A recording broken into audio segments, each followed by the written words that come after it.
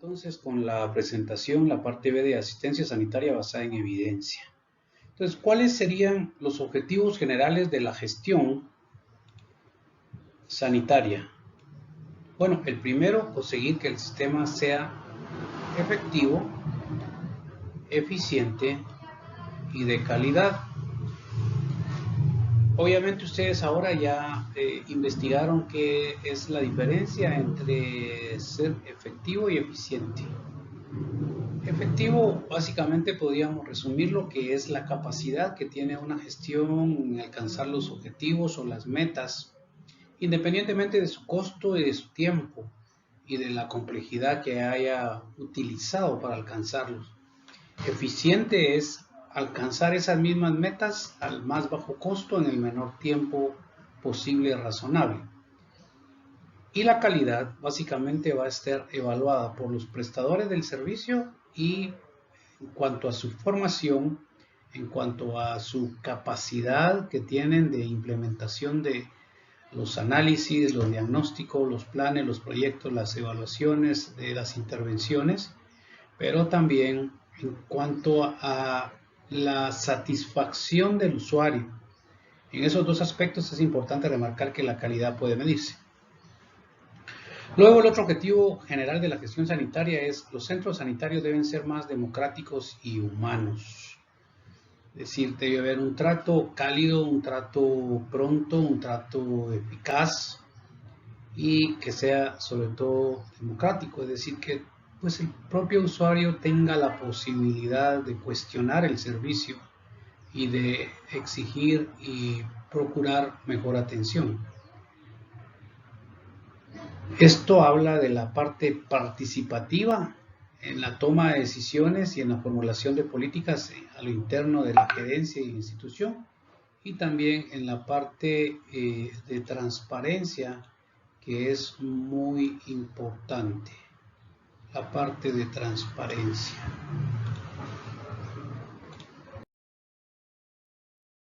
¿Qué elementos entonces deberían tomarse en cuenta para la democratización y la humanización de esos servicios?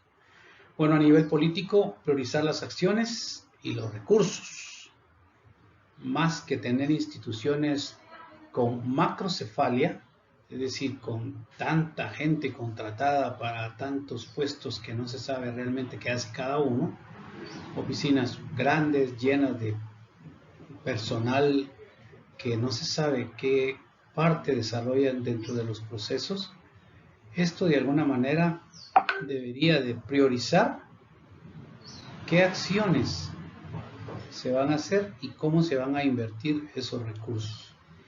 Y a nivel profesional, básicamente deberíamos de tener en aquellos que participan en la prevención del servicio un sentido vocacional de las profesiones sanitarias y de las mejores tradiciones del humanismo científico.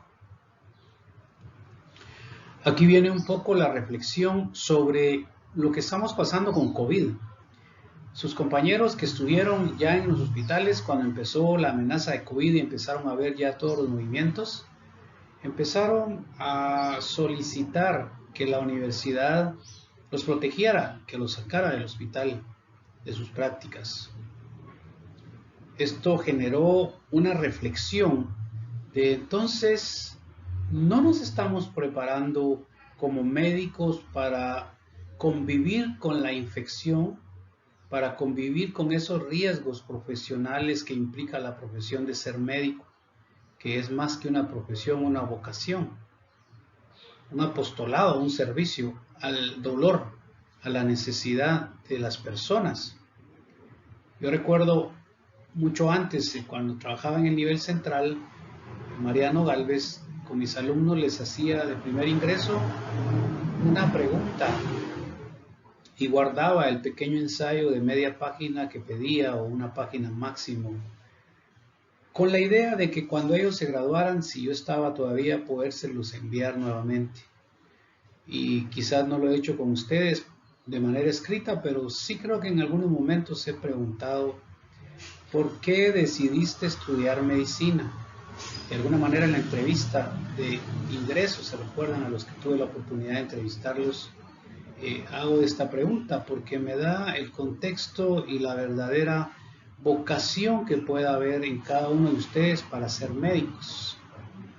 Entonces, el sentido vocacional de las profesiones es muy importante, quizás más que la parte académica, científica de preparación en el profesional. Hay muy buenos profesionales preparados académica y científicamente, pero que no tienen un buen desempeño, no ven al paciente como un ser humano, no lo tocan, no lo examinan, no lo miran a los ojos, es decir, fallan mucho en esa calidad humana de la relación y su vocación. Entonces decía yo, todo el tiempo hemos estado expuestos, desde que llegamos al hospital, desde que interactuamos con pacientes, nos exponemos a VIH, que son otras enfermedades más letales que COVID inclusive, a tuberculosis, a sarampión, a influenza H1N1, es decir, hay una serie de infecciones con las que estamos interactuando, pero ahí no decimos nada, sino que ahora que estaba COVID, que es una enfermedad que no es tan letal como otras, más es infecciosa que letal, estamos pidiendo que nos saquen de los hospitales. Bueno, uno se cuestiona si realmente qué van a hacer estos profesionales más adelante cuando pues tengan que trabajar porque están contratados por el hospital o tengan sus clínicas privadas, no van a atender pacientes con infecciones. ¿Qué van a hacer? Es decir, ¿cuál es la vocación? Y a nivel instrumental, básicamente a nivel instrumental,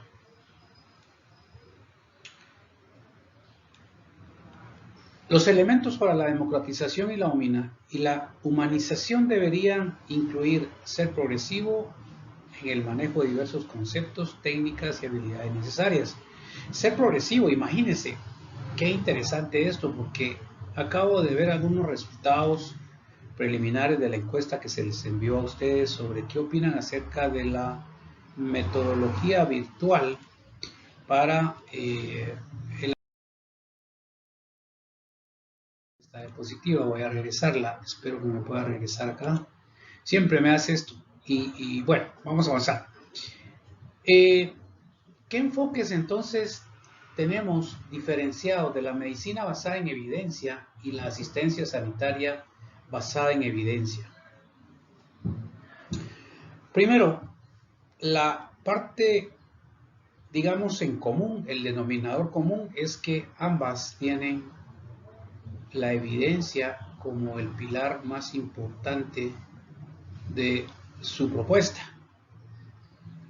La obtención de evidencias debe obligarnos a hacer una divulgación de esas evidencias científicas, forzarnos a utilizar la evidencia en la aplicación de la práctica de la investigación, ya sea con pacientes individuales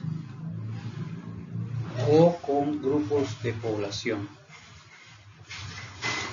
La medicina o práctica clínica basada en evidencia está, digamos, en este brazo prácticamente, y la asistencia sanitaria tiene que ver con la gestión de los servicios clínicos y sanitarios basados.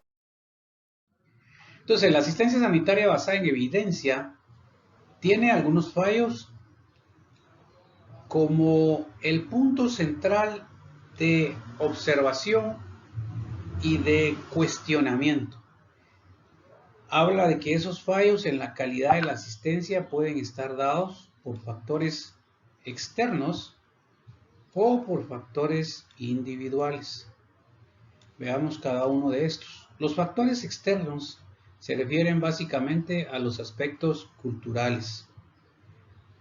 ¿Qué tienen que ver esos aspectos? Con el liderazgo endeble, o sea, débil, con la formación e investigación poco valoradas. Hacemos muy poca investigación en Guatemala. Ustedes están formando ahorita en investigación y sería triste que ganaron el curso y cuando llegue el momento en que tengan que hacerse preguntas del sistema de salud, preguntas clínicas acerca de las enfermedades, no sepan por lo menos formular una buena pregunta de investigación y conocer el proceso para investigar la evidencia, como lo veíamos anteriormente, esa evidencia que tiene contundencia en la fortaleza de las decisiones. Demasiada rivalidad entre grupos y personas.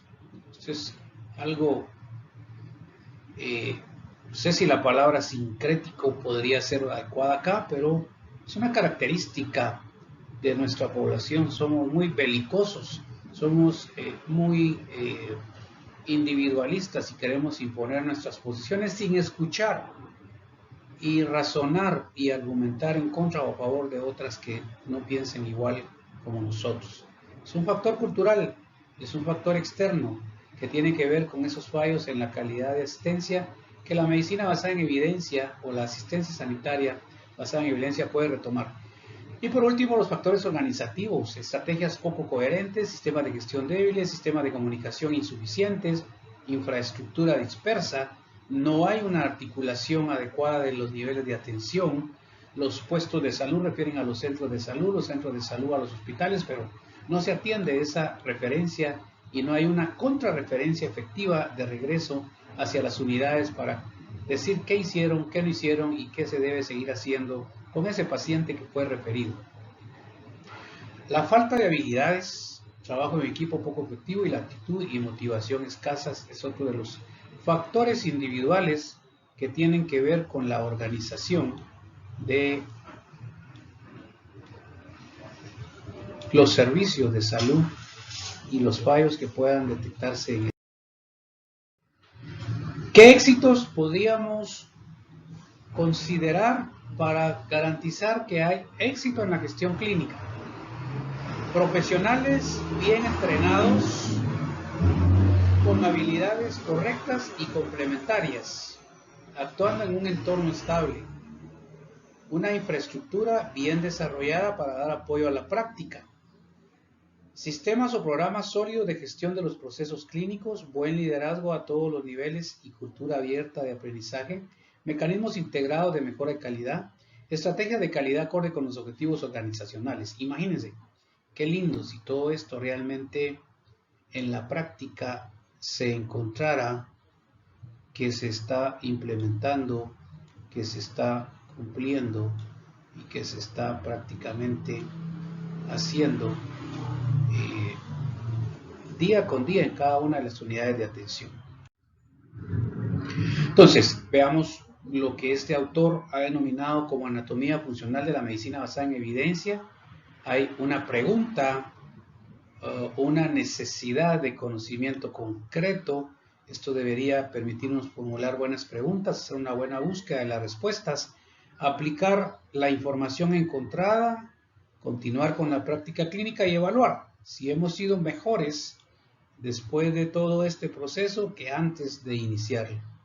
Y la anatomía funcional de la asistencia sanitaria basada en la evidencia, ya la vimos, obtención de resultados de evaluación, preguntarnos cuándo las decisiones se toman debidamente, de acuerdo con toda la información válida y relevante, divulgar esa información encontrada, utilizar la evidencia, ya sea para pacientes individuales, para poblaciones, en el lado de la medicina basada en evidencia o en el lado de la gestión basada en evidencia o la asistencia sanitaria basada en evidencia.